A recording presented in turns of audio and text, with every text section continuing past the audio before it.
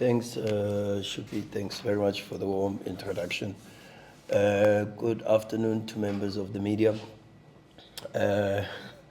Yeah, this is the one press conference that I probably would love to skip, but for sure, I think for the football fans, for the football club, especially Mamelodi Sundowns, and also because we are in that space where ours is to generate conversations and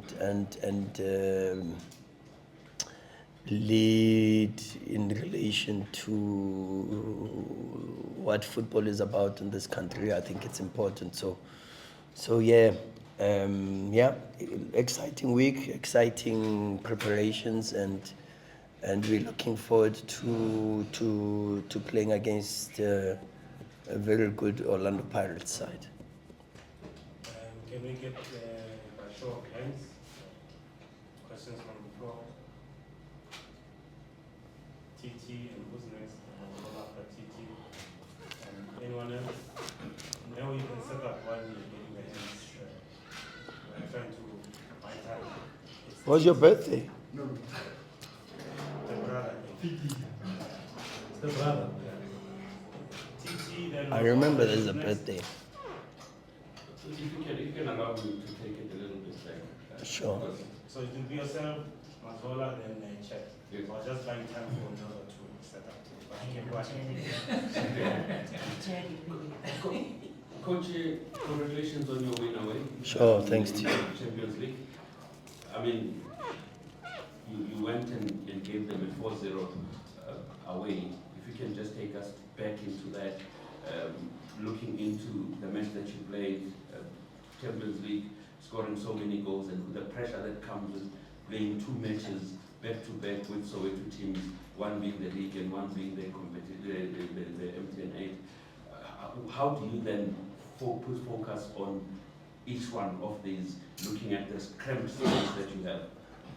Yeah, on the Champions League match, I was really very, and I say this because, and I always say to you guys, before I share my feelings with the media and the public, I always share my feelings with my players. They need to know my feelings first before anyone else. And I can say to you that I was very, very impressed with the performance. I thought the application was very, very good. Some of the football that was played made me very, very emotional, in fact. And I shared a story with the players, but I'm not going to share that with you. But the performance under the circumstances on an artificial pitch, in that type of heat, against a very robust and very physical team with some very good players, like knowing that you have to deal with a striker like Valentin, for an example, or Eldinho in the midfield, who's creative and aggressive with the dribbles and the shots outside the box. It was a very difficult game and a difficult match to play as well as we played, but fortunately we had very good support from the Tanzanian people, and that gave us some very good confidence and motivation. But my only disappointment is that we didn't score more. The players know that I feel that we should have scored more, and I only say that because we created so many. I mean, there's a chance I was speaking about even today, if you remember, where they were inside the box, the players, and they were just passing to each other, and I mean 4 players could have taken the shot to score, and each one said, no, you shoot. No, you shoot. No, you shoot.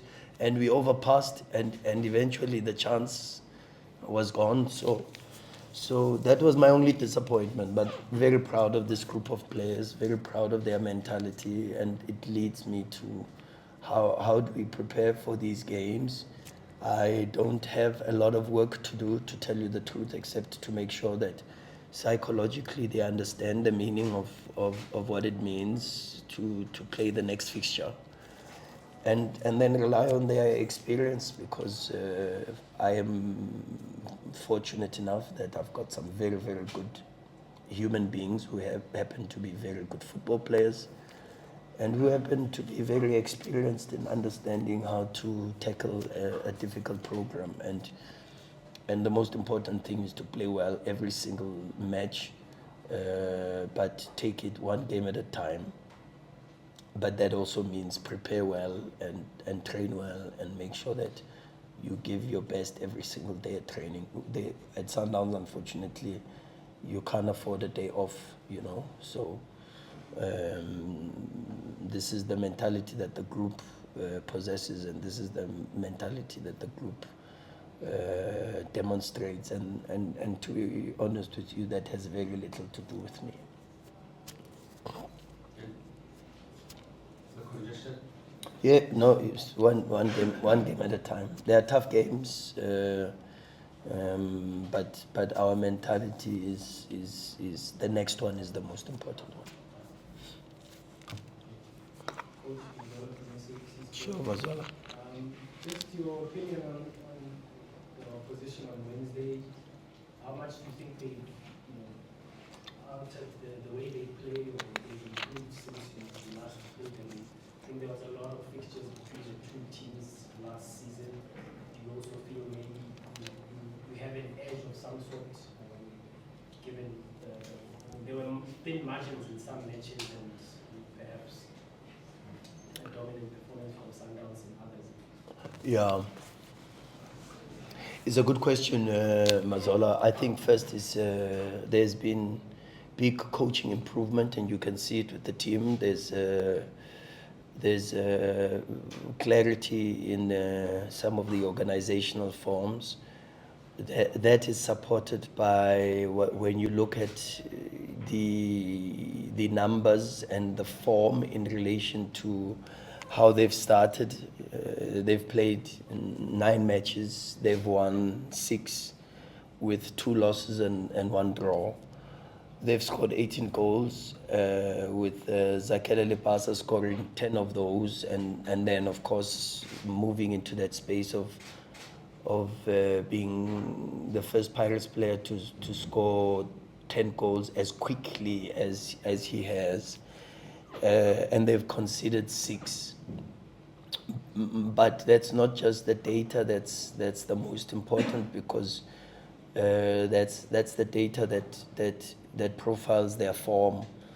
What profiles their playing system is that they've averaged 60% ball possession, which means, as compared to last season, they keep more of the ball this season. They do play faster, where they average about 20 seconds per possession spell. Ours is a little bit more, because we play a little bit in moments, and we have a different way of playing. They do create a lot of situations from crosses, like averaging 9 crosses per match.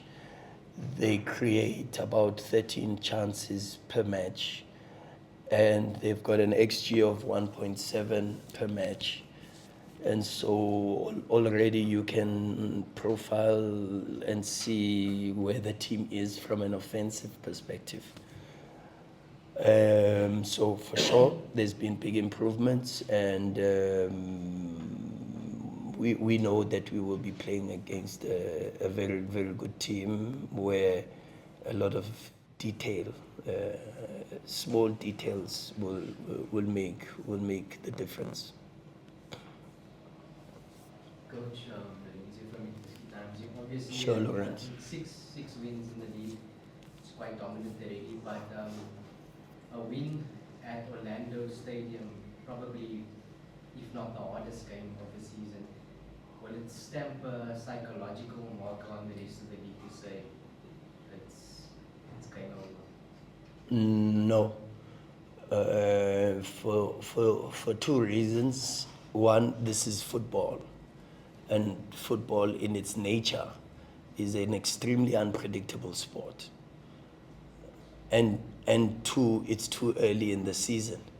There's so many games to be played and against so many other teams, and they are going to be even more difficult. So we go to Orlando with the mentality of knowing for sure that it's a difficult game, but we know we've played even more difficult games. Like we've gone to Morocco and we've played difficult matches. We've gone to Algeria and played Belouizdad, and we've had difficult games. We've gone to Cairo and we've played difficult games. We've gone to the same Orlando and we've played difficult games. And so we trust ourselves to be able to put on a good performance, and that's the starting point. That is our focus. Is we know we have to play well to give ourselves a chance to beat Orlando Pirates. But it's one of the 30 games that we are going to have to play this season, and it on its own has no specialness to it, except to say it's one of the 30 games that we are going to have to play. Good afternoon, Coach. Good afternoon, Karabo. I want to take you backwards so that we can go forwards. Sure. Last season, when you were not out in the Champions League, when a game that we thought you should have won, Yeah. you showed so much love, more than anything, to your players. Yeah. It seems like you use one of the top aspects of top coaches in world football, where you love players more Yeah. when they lose. Why is that? What does it do for the players, and what does it do in regards to your relationship going into the game up against Pirates, because of the attachment that you also have with one of the Pirates, if I may say? Well, I think I just try to accept and understand that first, before anything else, the football players are human beings before being athletes. I think that's always my starting point. We are different as coaches. There are coaches that love winning more than anything else. There are coaches that love press conferences more than anything else. There are coaches that love scouting and recruiting players more than anything else. My passion for coaching is derived from working with players and seeing players improve. And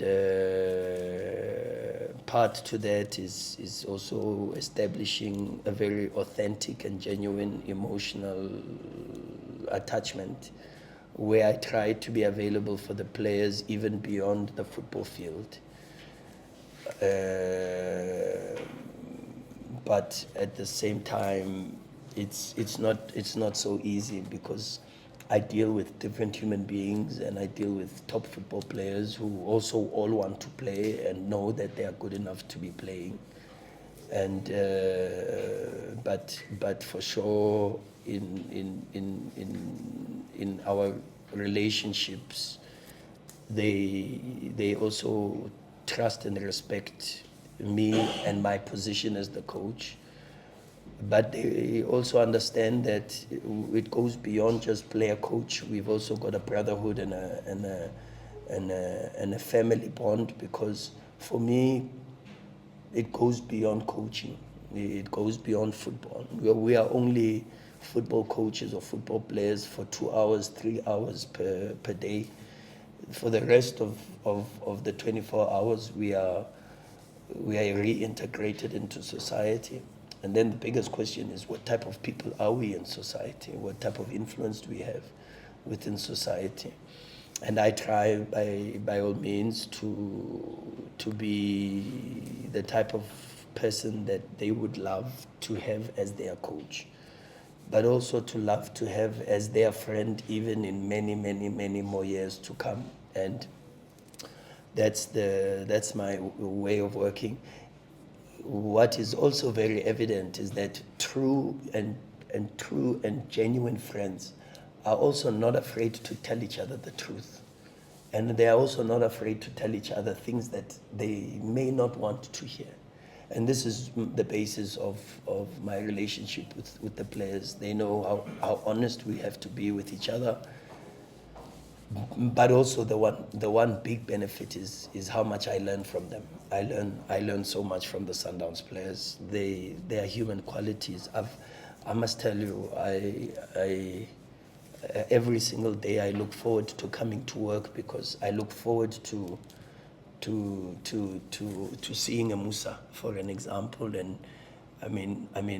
I had a small chat that is very private between Musa and I after the game in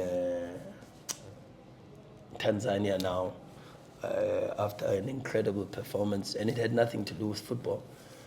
But it's a chat that came because of an experience that happened maybe last season or a season before that, two seasons ago. That was very emotional for both of us. But these are the things, we try to establish these relations and we try to be honest with each other. But the biggest part is that I learned so much. I learned because even from that discussion I had with Musa on Friday, my biggest takeout was how important perseverance and bravery and character and not giving up, which is something that Musa demonstrated. These were the things that I learned and I took into my own space, into my own life, so that my life gets better. So they make me a better coach, but more than that, they make me a better human being. We'll take the last three questions for the coach. There was a hand from Hans. Coach, my question is similar to the previous question. You have the biggest symbol of galaxy of stars. I just want to find out from a psychological point, how do you maintain the tonality of the speech that you have, which is with different characters?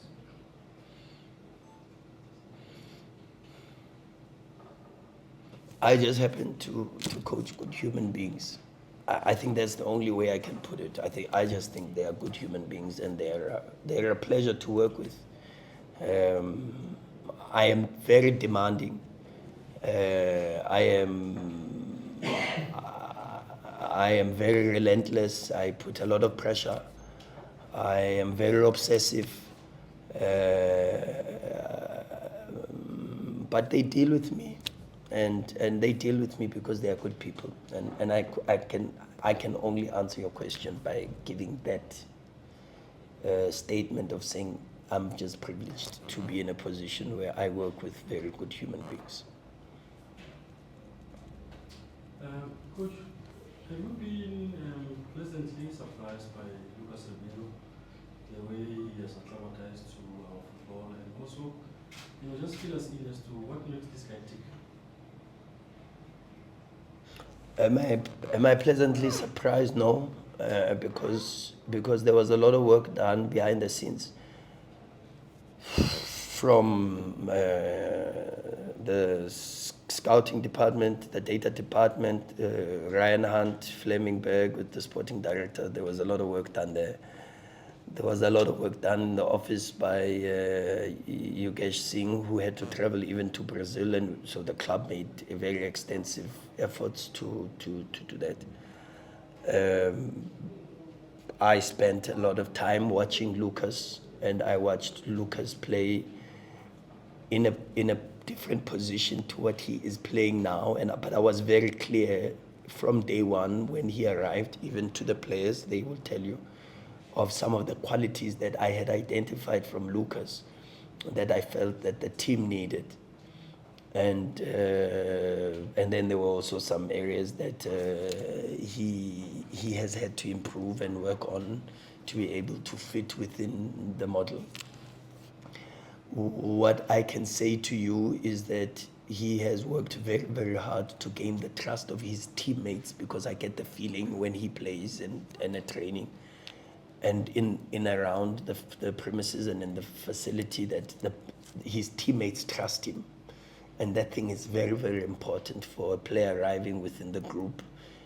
And it's because of the work and his humility and his personality as a good human being, because also above the fact that we try to recruit some of the best players, one of the other things is we try to recruit the best players who happen to have the human qualities that we think are needed to work with us and to be in this organization. Lucas has qualities that you can't coach as a coach. You can't improve. They are there, and they are there because they are God-given. He is Brazilian, and a lot of people don't understand when I say to people that there's a difference between skill and flair, and a lot of South American players have flair, and you see it sometimes with Lucas. You see flair, and it's things that you see with Neymar, for an example. You've seen with Robinho, for an example, and it's not skill, but it's flair. There's an element of elegance, and he possesses that. And but I also still think there's a lot of room for improvement, like with all the players at Sundowns. All the players at Sundowns know that we sit for corrections. We sit every day. I watch training. We sit here. We have corrections of training sessions. We have corrections of matches. We even correct small things like body language.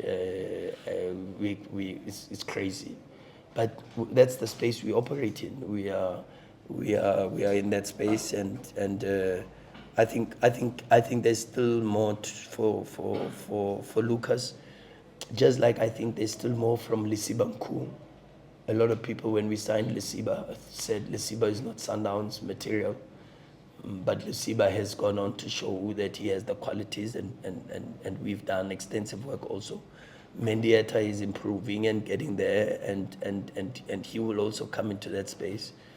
Obas is a player that has incredible qualities, and I think even qualities that have not even been tapped into, qualities like driving with the ball, and you look in the modern game now in the midfield, the prototype of midfielders that Jude Bellingham. Last night I was watching Real Madrid, Jude Bellingham, and the role that he plays for Real Madrid. You watch Arsenal and you watch the role that Declan Rice plays for Arsenal. The versatility and the aggression on the ball of a player like Thomas Partey, for an example, a Kovacic, and his ability to run and drive in the midfield. And I think Obas has got these qualities, but it's qualities that he's not even aware that he's got. And so there's still quite so many things that we are trying to teach and to improve and to help. So you've got to be patient with these players. Maseko is the same. Maseko has qualities that you can never, ever take responsibility as a coach to say you helped him to have this. But for sure, there are things from Maseko's game that we would like to improve. And every single day we try to come with clips from Arsenal and from Man City and from Napoli. Brighton now is one of the things that we are so obsessed about in this team, and to try to show some of the players, because that's, as I said even to Karabo's question, my job and my happiness derives from seeing players improve. That's one thing that makes me very happy, is seeing a player come from here to here. And I'll make a small example, and maybe because Musa is here. On the day of the match, we were doing corrections with Musa, and there was a situation against, I'm not so sure, it was a friendly against Sikukune, where I felt Musa could have blocked a shot. And I made reference to how David Luiz, Ricardo Carvalho defend in those type of situations. And in the game in Tanzania, there was a similar situation, and then Musa blocked the shot the same way we had spoken about in the morning. And I celebrated that moment probably more than I celebrated some of the goals that we scored, because for me these are the things that make me happy. These are the things that give me real pleasure. And maybe it's because I was a youth coach, and my background is that of a youth coach, where I've coached a lot of players and I've seen them grow and develop and become better and better and better. And I think my happiness, of course, I know that at Sundowns in this space we have to win trophies, uh, but over and above that, when I see them improving, not only as football players but also as human beings, that makes me very happy, Mahlatsi. Last one for the coach. Taking a sudden death penalty. Yeah. To choose my technique. It's just this week, coach. It's a very rare occasion in South African football where you'll see Mamelodi Sundowns come up against traditional big two within the space of a week, aside from last season's Crowning Cup, of course. Yeah. But how do you confront a week like this where you face these two traditional big clubs in the country, and beating both of them in the same week would obviously be a massive boost for you guys and sort of solidify your status as the elite club in South African football. Is that something you psychologically, and you did speak about psychological management of the players. I mean, they've got the ability to win games, but your job is more psychological. How do you confront this week in that context? We face Pirates, which that result could also add context to how you go into Saturday's must-win cup clash against Chiefs. Yeah, it's a good question, Chad.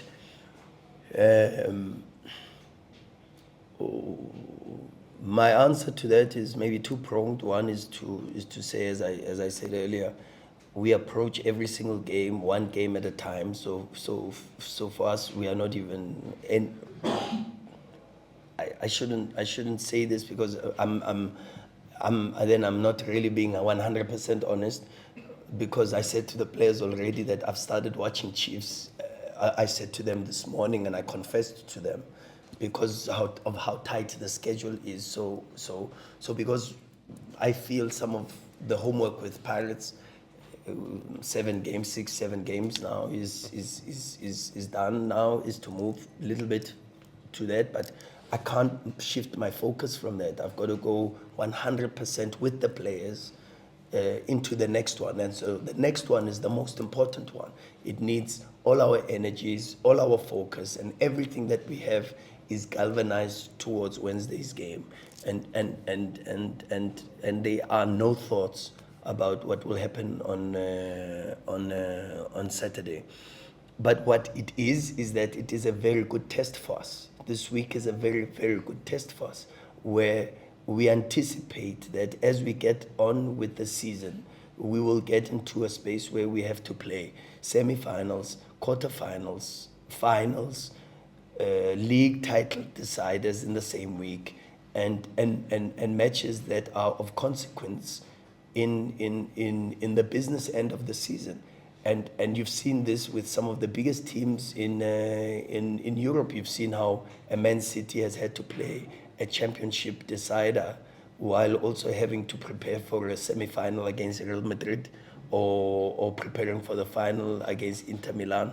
This is the space that the big teams with the big players and the top players have a challenge with, and it is a challenge that they accept. And the harder it is, the better it is for us, because then it makes us improve and become a better team. So we're looking forward to it, and we know how difficult it's going to be, but I think we love it when it's that difficult. Thank you. We can move on to Musa. And I don't know if I think I should move the mics. Yes.